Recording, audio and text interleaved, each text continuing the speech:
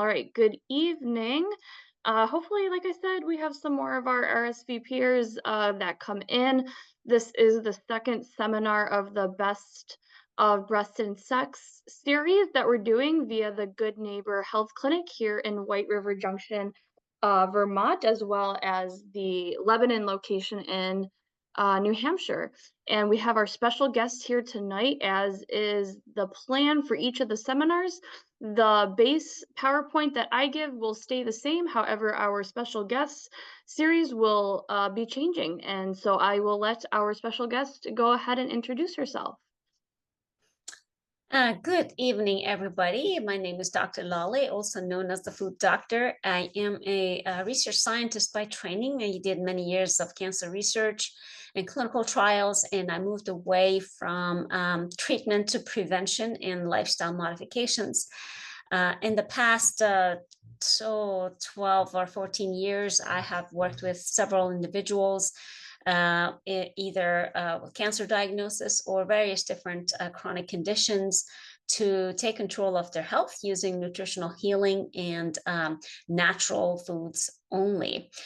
So today I will be focusing on one of the topic of workshops that I offer. I have a series that are called Eat to Defeat Disease. Today, I will be talking to you about Eat to Defeat Cancer. So a little bit about my history and how I got here. This picture is of myself and my dad. I was about 7 years old, and we are at the beach, the Caspian Sea in Iran, when my dad was healthy and strong, and he was the world and God and everything to me. So you can imagine my world came crashing down when he was diagnosed with advanced stage cancer when I was only about 13 years old. My dad died of cancer at age 49 on my 15th birthday. And that is the day when I became obsessed with cancer. I had to flee the country, of course, with the war and political upheavals in Iran. And 2 countries later and 20 years later, I finally got my PhD in molecular biology of cancer. After many years of research, I decided to focus more on prevention of disease, all disease, chronic illnesses, including cancer. So today I will tell you some facts about cancer. And one is that it's not one disease, contrary to what people oftentimes refer to. And not all cancers are created equal. Cancer does not discriminate, nor is it particularly and specifically only genetic.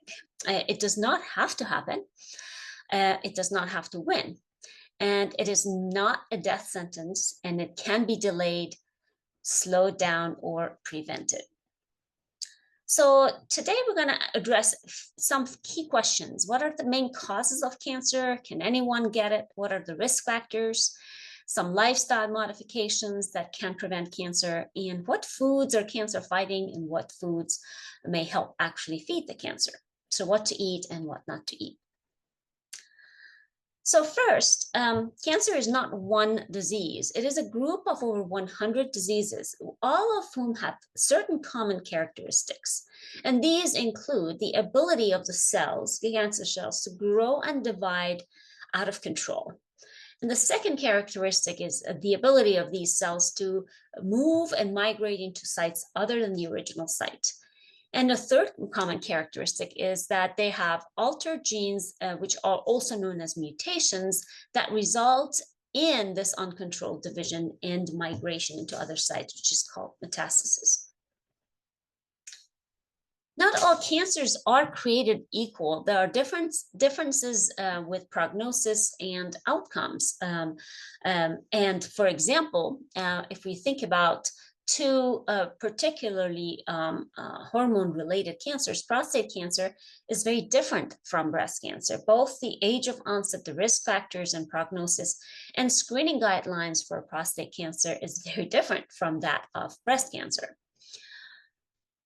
This is an older slide, but it kind of stays, the data stays very much the same. The numbers may be a little bit different, but For the most part, you can see that the estimated new cases in males and females are listed at the top. And the top type of cancer in men, of course, is prostate, and in women is breast.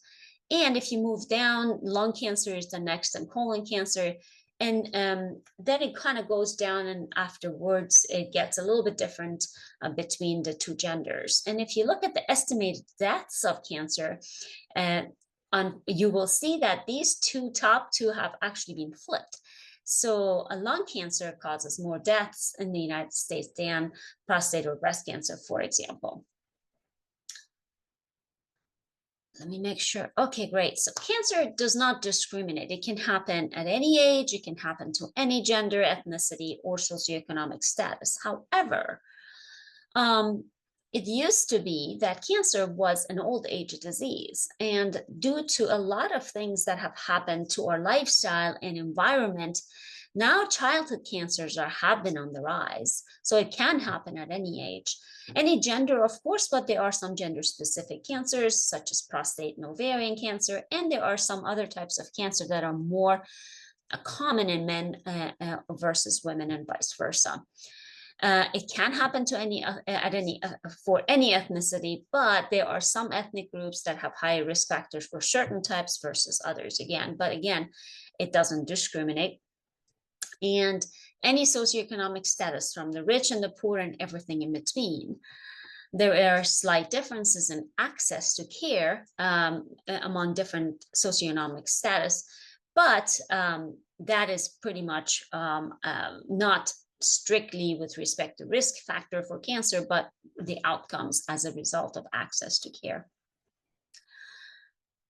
Cancer is not just genetic. And I have been a geneticist. I had a bachelor's degree in genetics. And even when we learned about genetic diseases and the genetic nature of cancer, surprisingly, we learned that it's caused by mutations in the genes, but it takes more than just one single mutation to get cancer. And it takes multiple hits, which I will explain in a minute. It takes more than just one gene mutation.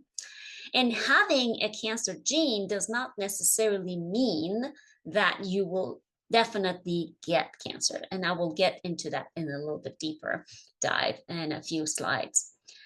So let's talk about the roles of cancer genes in cancer. So there are generally three major categories of genes that are involved in carcinogenesis or development of cancer. The group one is proto-oncogenes. So before I go on, I will tell you I'm a car fanatic, and I use cars as an example for everything. You'd be surprised how similar we are to our cars. So proto-oncogenes are like brake pads on a car, if you think about that. So they act as brakes, so they stop things or slow things down. The second category is tumor suppressor genes, and these act as the accelerator or the gas pedal in your car. And the third category are DNA repair genes, which are pretty much your mechanic. So think about these concepts as we go along. Cancer is a multi-hit disease, not a single-hit disease. So let me explain what that means. There are single-hit diseases that are determined by genetic mutations. For example, cystic fibrosis is one of them. So a person with mutated copies of cystic fibrosis will ultimately, for certain, get cystic fibrosis. So if they have two copies inherited from their parents, both mutated for CFTR or the cystic fibrosis gene, they are going to have cystic fibrosis. So it only requires that one hit, that one mutation. Cancer, fortunately, is not like that. It's not a single hit disease. It's a multi-hit disease. That means that a person can have inherited one single gene mutation that predisposes them to cancer, but it requires multiple other mutations thereafter to actually become cancerous. And I will again explain this in a little bit deeper dive here. So if you think about hereditary mutations, in this diagram, you'll see an egg and a sperm, and then somewhere in this fertilized egg, there is a mutation that occurs. So that mutation is already in that fertilized egg, and that egg that divides and divides and divides, and later on differentiates into different types of cells, such as reproductive cells, pancreatic cells, etc. All of those cells will inherit that one single mutation that came from that fertilized egg. So that is a hereditary mutation. Now, does that mean that that one mutation is going to cause this person to get cancer? Absolutely not. So it requires multiple other hits or mutations in order for this to then predispose the person to actually develop cancer. So those are the third and the fourth and the sometimes second and third and fourth mutations. Sometimes there's 2 or 3 or sometimes even multiple gene mutations. So let's go over how do these multiple mutations or hits result in cancer. So again, think about that car. And imagine that you have a brake pad that kind of goes out of commission and it breaks. Now, if you didn't go to the mechanic, if you ignored this and didn't do anything about it, the car will still be able to slow down, but not as effectively as it was with all 4 pads functioning.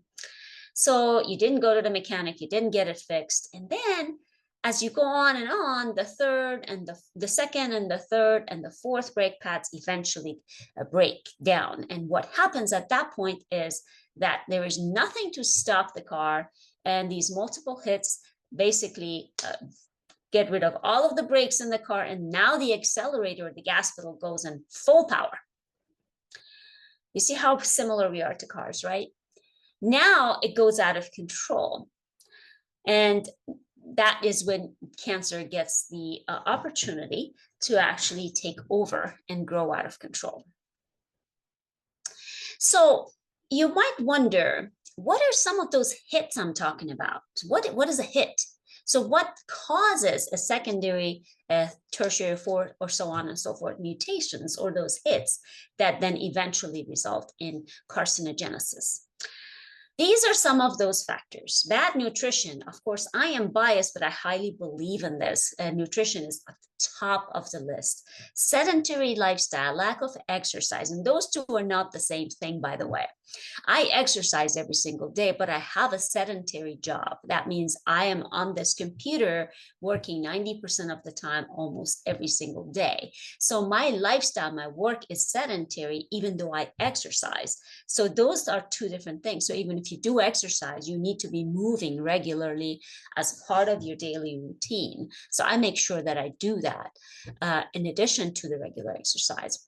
Smoking, of course, I don't have to tell you that. Moderate to heavy drinking, in this case, actually, I say any amount of drinking. I'm also a little bit more strict about alcohol consumption. Stress, which is oftentimes overlooked. The name says it all. Stress puts a lot of pressure on your body and results in oxidative stress, hand in hand with other things that's in the name. So oxidative stress results in free radicals, which then can cause those mutations to occur and result in cancer. Sleep is another part of our life that we overlook a lot. Not only the amount of sleep, number of hours of sleep is important, but regular time, but also quality of sleep is extremely important. And of course, toxins in our food and in our environment. Cancer doesn't have to happen because there are actually, contrary to what most people think, most cancers and almost all chronic illnesses, 85 to 90% of them are preventable, treatable, or reversible with lifestyle. So it doesn't have to happen. We have a lot of control. That is the good news. We should avoid carcinogens or cancer-causing agents, toxins, pollutants. For example, smoking, first, second, and third hand. If you haven't heard about third-hand smoke, I will quickly tell you what that is. That is when you are in a place like a car or a room or someplace closed down where someone in the past has repeatedly smoked, but they're not currently at the time smoking. However, the residues of that smoke is everywhere in the upholstery and on the surfaces. So if you sit in the car with somebody who regularly smokes in their car, even if they are not smoking while you're sitting there, if you touch the surface of the dashboard or the upholstery, you are exposed to high levels and concentrations of carcinogens that are there as a result of smoking even in the past in that place. So be very mindful of places where you go where somebody has smoked in the past repeatedly. Alcohol, I'd say very limited, if at all, if you must. In my book, alcohol has absolutely no benefits whatsoever. Pesticides, those are glyphosates and things that are used in our produce, and dioxins, which is a whole other group of toxic chemicals. And then, of course, there are cancer-causing foods, such as genetically modified organisms or GMOs. I actually happened to work years ago, before graduate school, I worked for Monsanto, and I have personally genetically modified organisms, and I will not eat them because I know what we do to them. Processed foods, the more processing goes into food preparation, the more additives and questionable things and chemicals that affect our health, many of them being known carcinogens, such as a lot of food colorings and preservatives.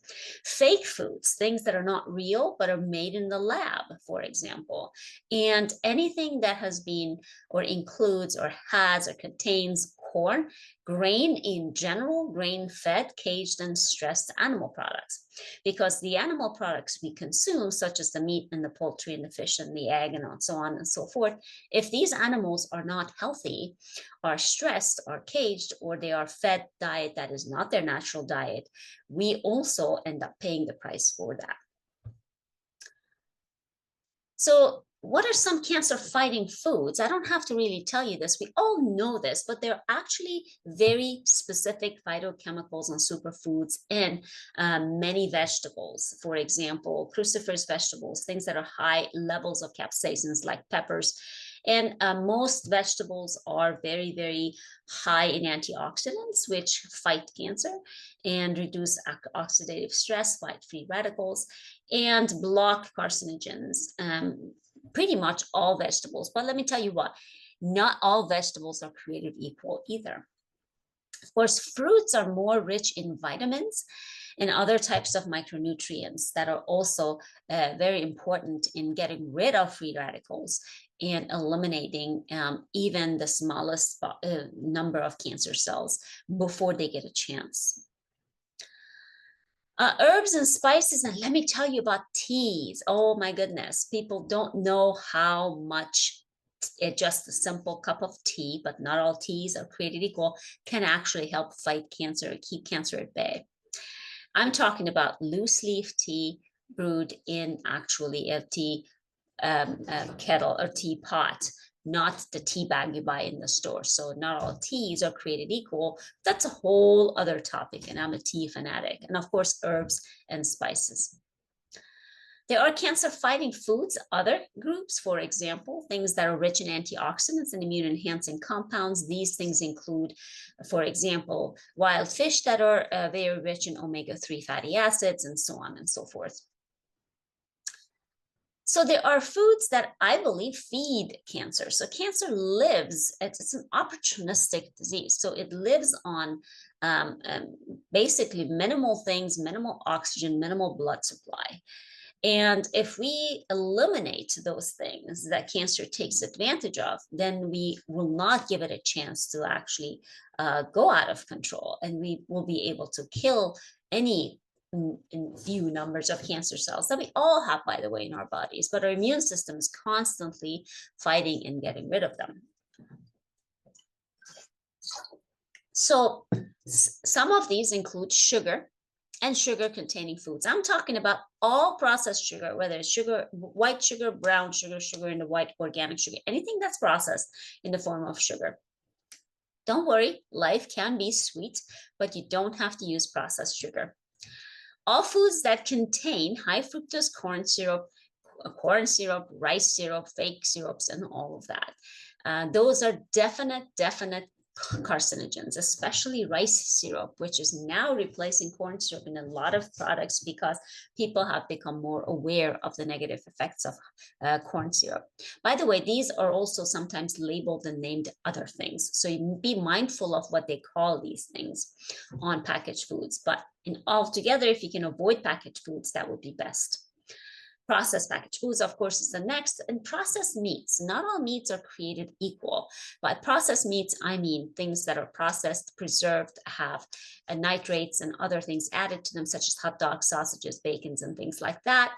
But not all meat are bad for you. I'm a firm believer that we are omnivores and we're supposed to get our protein from animal sources, but the right type of animal sources, animals that are healthy and happy and well fed and not stressed.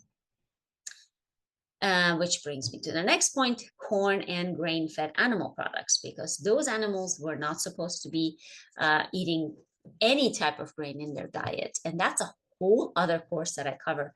And it takes a whole other hour to go over all of those. And I just talked about GMOs, or genetically modified organisms, or food that contain them. If you look, most products nowadays have a label that says the certified non-GMO project. Look for that label in anything that you buy, especially things that are in a package or a box. All vegetables and fruits that have pesticides, many glyphosates and pesticides are known carcinogens. Unfortunately, our regulatory systems in the United States, it's very different from elsewhere in the world. There are numerous glyphosates and pesticides that are used today in the United States that are completely banned in other countries in Europe, because they are known carcinogens, but we are a few steps behind in that. So if you can avoid it all, pesticide treated foods, vegetables and fruits, and not everything is at high risk of being treated with pesticides, but there is a large body of evidence that pesticides that are used in produce do cause a lot of harm, not only cancer, but including cancer. Saturated, trans, hydrogenated oils and fats and deep fried food. So anything that has those labels on them, you want to avoid them. Not naturally saturated fat. For example, naturally saturated fat that comes in animal meat, say salmon has saturated fat, but that's natural saturated fat. But anything that is unnatural and processed. And last but not least, which is a shocker to a lot of people, is dairy, the animal products that come from another animal's milk. This is a good place to actually present that. There are various studies have shown the link between consumption of dairy products with 3 types of cancers, and 2 out of 3 are hormone related, which makes perfect sense: breast cancer, prostate cancer, and colon cancer. I happen to believe that there are connections with other types of cancer and consumption of dairy. Again, that's a whole other course that I cover as well. But we were not supposed to consume dairy products from another animal's milk. So in summary, cancer can be prevented. The recurrence of cancer, it could be delayed or completely prevented. What you eat can feed or defeat cancer, and what you do can make or break cancer. That is your lifestyle, your exercise. Your weight can weigh in on cancer. Carrying any amount of extra weight on the frame of the body is a lot of stress, and that predisposes individuals to many types of diseases and comorbidities, which then lead to cancer, make a person more susceptible to developing cancer. And of course, your environment can deprive or nurture cancer. So whatever I talked about glyphosates and toxins, but also other things in our life, in our household, in our cleaning products, which I didn't get to get into very much, are actually many of which are cancer causing. So we really need to be mindful about how and where in so many ways we're exposed to things that can actually generate or promote those second and third and fourth hits that will cause cancer. So I always say people take care of their cars, but they take care of their body. So take care of your body at least as well as take care of your car. So if I told you, once a month or so, why don't you just put some sand in your tank? Would you do it? You think I'm crazy. It's absolutely out of the question. But when people say once in a while you can have something that is not good for you, potentially even toxic, we don't think again at all about that. We don't hesitate, which blows my mind. Because you can rent a car, you can buy another car, you can borrow one, but you can't borrow another body or buy another body or rent another one. Here's some food for thought. I want everyone here, even if you are mute, just say it with me. I am the most important person in my life, and my health is my most valuable and precious asset, because that is the absolute truth. You're the only person who are going to be with you for the rest of your life. If you care about anybody in your life, no matter who you love and care about, unless you're healthy and happy, it doesn't matter. So you have to be extremely, extremely selfish when it comes to your health. And you must really absolutely love what you do for a living, for day-to-day everything, because a happy body is a healthier body. The first key to happiness is health. We can have all the money and everything and gadgets in the world, but if our health is compromised, we can't really truly be happy. I'm going to tell you a few stories of people I have worked with from different walks of life. This was an interview I did with Michelle Massa, which I'm not going to be able to play that today, but Michelle is a competitive athlete, a daughter, partner, an entrepreneur. And in her own words, because she had a lot of cancer in her family and knowingly a high risk for cancer, said this: I may never know the cancer I avoided, but I'm okay with that. And she is healthy and happy. And not too long ago, she celebrated her 50th birthday. Gail, my dear Gail, she was referred to me when everyone else had given up on her, and they had given her 3 months to live back in November of 2016. Gail decided to let go of every other traditional treatment and pursue the lifestyle and nutrition route. 7 months after we started working together, remember the time, she had given 3 months to live, but 7 months after that, basically in expiration date she had been given, she had a scan and a visit, and there was absolutely no cancer in her body, to a point that the oncologist said, and I quote, "Unfortunately, there is no cancer in your body, therefore you don't qualify to be on a clinical trial." End quote. Needless to say, I apologized on her behalf to Gail, but Gail took control of her life. And she, in her own words, said, "When I was given 3 months to live, Lala gave me my life back." I did not give her life back. I gave Gail a roadmap, guidelines. I gave her the steering wheel and put her in the driver's seat. And she drove to her destination. She took control. She did everything with full commitment. And she lived happily 7.5 years after that diagnosis. She regularly ran or rode her bike in the Proudy, which is the fundraiser for cancer research. And she lived her life to the fullest. And she eventually got an infection in the hospital and succumbed to that. Megan, she's a fierce cancer fighter, a powerful, dedicated, and selfless wife and mother, and a superhuman.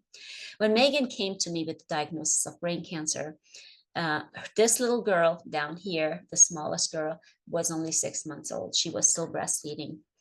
And she had so much fear in her face and in her heart. But she was committed. And of course, she had many reasons to have all the love and willpower to live.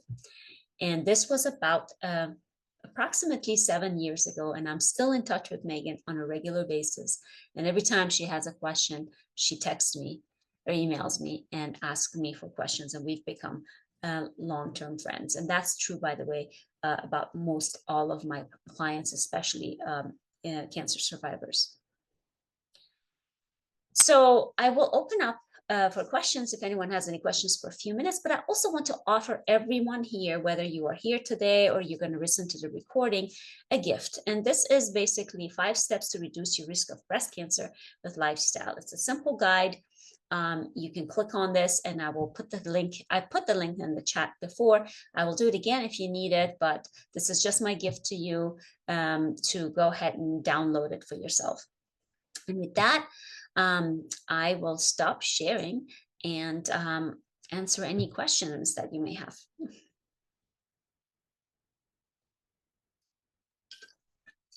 Thank you so much for that great talk. That was amazing. I love the piece that you talked about your father in the beginning. Thank That you. was so heartwarming. I definitely had some tears, and I understand what you mean. My dad is also the world to me too. So that was really beautiful to share. Thank you. Thank you. Thank you, of Yeah. course. And I think, yeah, the gift is in the chat so people can download it. Yes, it is. And I'll copy it again, and then I'll copy it on my end as well so that I have an extra link. Let me Yeah, see. absolutely. And you can share it with your um, community, I guess, later if you want to, with the recording as well. So, Okay, wonderful. So I do have permission to share it oh, in absolutely. Yeah, any. absolutely. Okay, I just wanted to make sure because you No, put in no, just work. share the link. The more, the better. Okay. Everyone should have this, of course. Yeah, wonderful. This is so good. And I'll definitely be sharing this with my patients too in the breast cancer clinic. Sure. I'm always getting asked, like, especially when they move into the survivorship portion, Mhm. about diet and things like that. Um, and I sometimes I'm like, I just don't know, in traditional medical training, I mean, some things and we have Right. nutritionists, but Mhm. to actually physically hand them something, I think is really helpful. Yeah, Um, absolutely. Chris, you have a question. You say, how come we put so much money into cancers like breast cancer, but yet we cannot find a mm, cure? So that is the essence of what I'm talking about. So unfortunately, and Anna probably will agree with this, we have a sick care system. We don't have a healthcare system. We wait for people to get sick and then we try to get rid of the cancer rather than figuring out what are the causes. That was the whole thing about the second and third hits. Because honestly, I truly firmly believe 85% of all cancers and chronic illnesses are preventable, but it's just a matter of getting ahead of it. So unfortunately, our healthcare system is not interested very much. There's not enough money in preventing disease. There is more money in clinical trials and drug development. So, and honestly, that's one reason I left the research world because I couldn't, I didn't want to be researching on drug discovery because all drugs have side effects. And plus, it is after the fact a person has become ill, cancer or otherwise. So the money that you mentioned, yes, we spend a lot of money in sick care. We spend a lot of money on drug discovery for the cancers that have occurred, but we don't spend enough money. If we did a fraction of the amount of money we spend on drug discovery, on helping people adopt a lifestyle and educating people from the young age, not only just adults, but really from the young age all the way to adulthood and older age, we would be a lot better off. One thing I always say, we actively feed our children carcinogens and we wonder why people are getting so much cancer. Well, think about do your jelly beans, just one example. And candies that we give our kids, they are filled with carcinogens. So why are kids getting cancer? Well, we're feeding them that. So instead of spending all this money later on when people are already ill and it's kind of too late, we could shift our focus and actually go into the preventative aspect of it, just disease in general, prevention and cancer included. But there is no money in that, unfortunately. So I hope that answers your question. yeah, those are all really great points, and that's so true. Like, it kind of goes back to that quote, like, let food be your medicine. Mhm. And like that's like the biggest thing, patients come to me during survivorship clinic and they're like, "What can I do? What am I supposed to be watching out for?" And I'm like, "You need to make sure you're moving and you're eating right." Yeah, And if we need to maybe, we can refer them to you, refer them to our nutritionist. So yeah, I think that it's definitely something that is an issue that we're definitely more reactive instead of proactive. exactly. Yeah, Yeah. exactly. There is an Ayurvedic saying. It says, when the diet is wrong, medicine is of no use. When the diet is correct, medicine is of no need. Yep. And Yeah. that's very true. Yeah. Absolutely. Well, thank you so Of much. course. This Yeah, was my pleasure. My pleasure. Feel free to wonderful. share this with your audience, with your patients, with your clinic. Always happy to do more related workshops. And I do a 12-week series of breast cancer, Eat to Defeat Breast Cancer. Okay.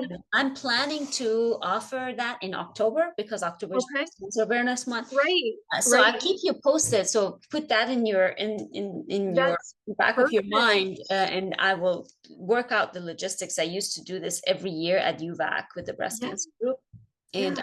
I'm wanting to do it in other places and offer it by myself. So keep Yeah. that in mind as well. Yeah, no, that's wonderful. We are actually holding our breast like symposium at Mhm. the Garden Hilton on Oh yeah, 120. Yeah, so I will also keep you updated on that because we're looking for like vendors and things like that. And that will absolutely. definitely have more people because it's Dartmouth sponsored and it's by our Yeah, breast team and myself and my nurse navigator and then the head of our comprehensive breast program. Kind of the three of us and some ancillary support are helping, but we're leading it, and it's the first right. time since we've done it since COVID. Oh, So, good. Yeah, that's great. yeah, so I will definitely be in touch. Yeah, absolutely. My pleasure. Thank All you. right, everyone. Thank you so much. And